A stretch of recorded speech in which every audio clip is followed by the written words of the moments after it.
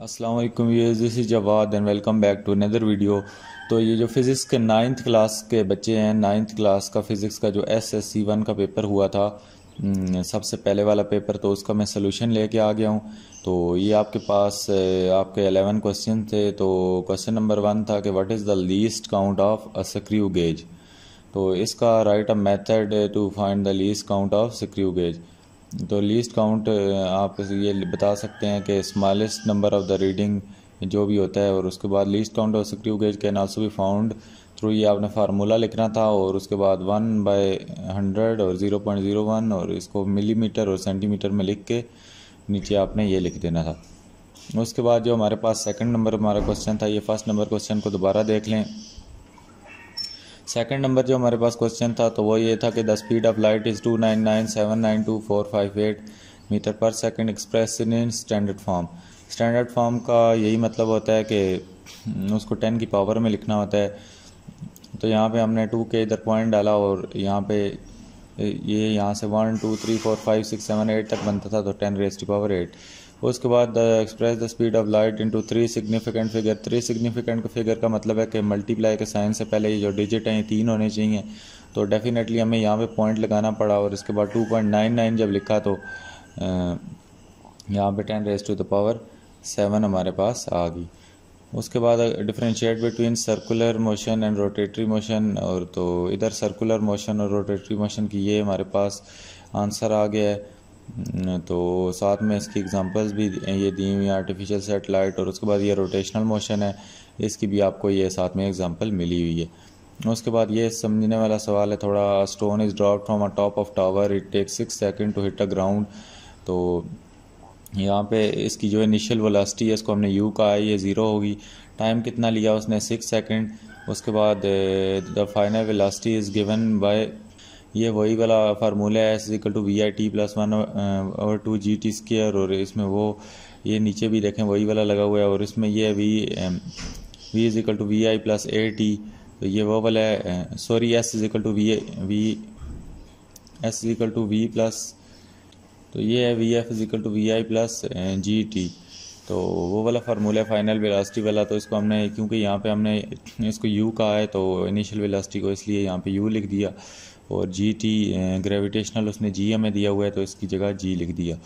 तो उसके बाद यहाँ पे ये फार्मूला भी हमने लिख दिया है। उसके बाद हमें g इसने क्या दिया, 10 मीटर पर सेकेंड, तो स्केयर। उसके बाद फाइनल वेलोसिटी क्या होगी, जो हमारे पास फाइनल वेलोसिटी होगी वो हम जी से मल्टीप्लाई करेंगे टाइम को, तो हमारे पास क्या आ जाएगी, फाइनल वेलोसिटी।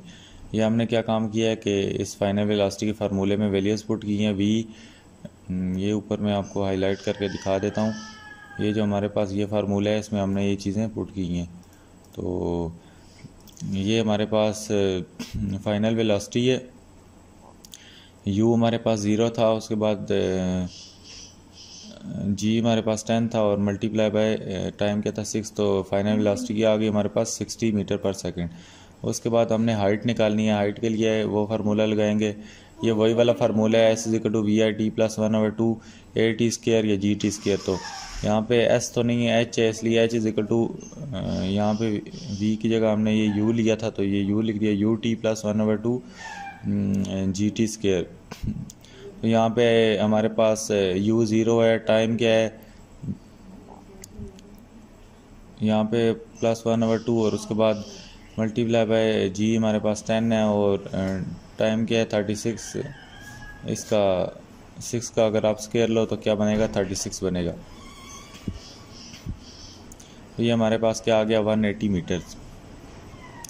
उसके बाद आगे आता है suggest any 3 methods to reduce the friction. तो ये सारे मेथड लिखे हुए हैं, इनमें से आप कोई सा भी लिख सकते थे, अपनी वर्डिंग में भी लिख के आए हैं तो आपका सही है।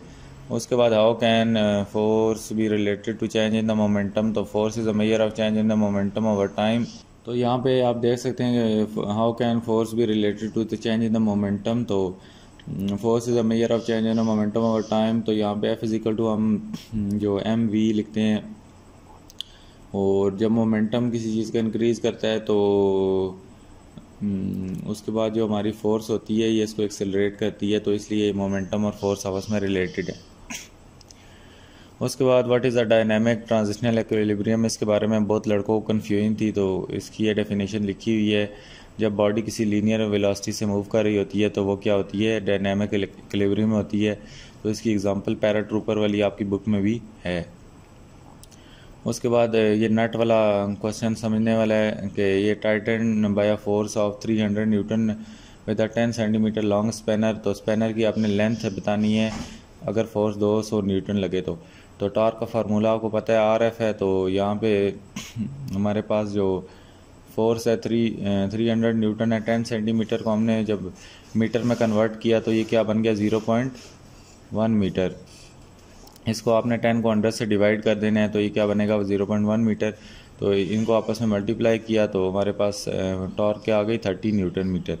तो अभी हम इसको इसी फार्मूले में दोबारा पुट करेंगे। अभी हमारे पास टॉर्क आ गई तो हमने क्या फाइंड करनी है, लेंथ। तो ये आर हमने फाइंड करना है यहाँ पे, तो इसलिए हमने टॉर्क की जगह इसकी वैल्यू पुट कर दी, फोर्स की जगह 300 पुट कर दिया, टॉर्क अभी हमारे पास 30 आई है और आर हमारे पास फाइंड करना है। तो इसको 300 को नीचे जाके डिवाइड कर दिया तो ये हमारे पास आर इक्वल टू 30/300 तो 0.1 मीटर ये हमारे पास आ गई। तो आगे चलते हैं हम।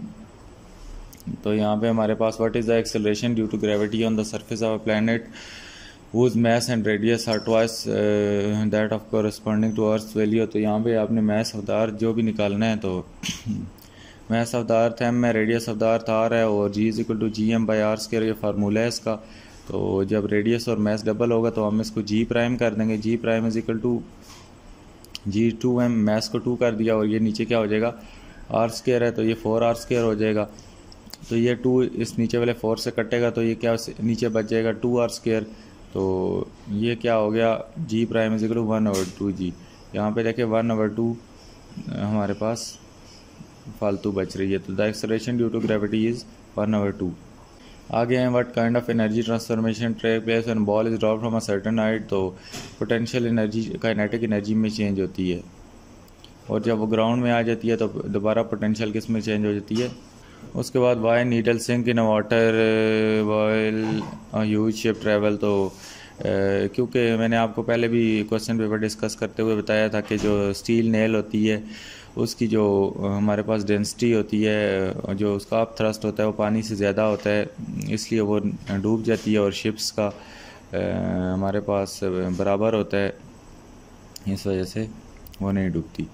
Why are the small gap left behind the mounted wall। तो small spaces are left behind the girded wall to allow to expand। आपको बताया था ये वही ब्रिजेस वाला जो आपका क्वेश्चन था फिजिक्स में, ये उसी के रिलेटेड था, सिर्फ घुमा फिर आके पूछा गया था।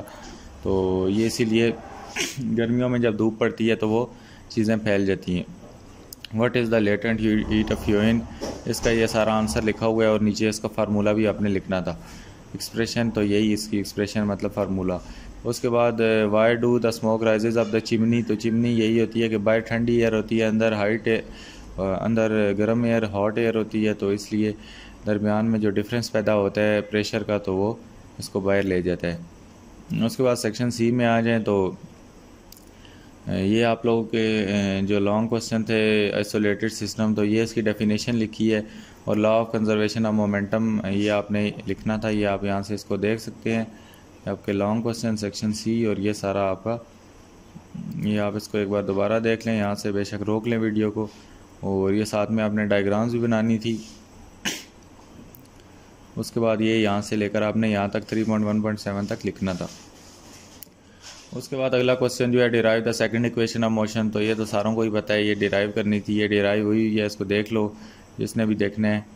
तो उसके बाद ये हमारे पास ये आता है what is the artificial satellite और इसका फार्मूला। तो आर्टिफिशियल सेटेलाइट की आपने ये पूरी लंबी चौड़ी डेफिनेशन लिखनी थी, बेशक इसको अपनी वर्डिंग में करके छोटा भी लिख सकते थे आप। तो ये इसका फार्मूला है जो भी डिराइव करना था, तो कंसीडर से लेकर आपने ये यहाँ तक इसको ड्रा करना था, सॉरी डिराइव करना था। उसके बाद ये how energy is converted from one form to another, तो ये यहाँ से आया हुआ था, तो ये आप अपने पास से लिख सकते थे, इसमें कोई मसला नहीं था। ये आप इसको आराम आराम से देख सकते हो, रोक के बेशक वीडियो देख लो।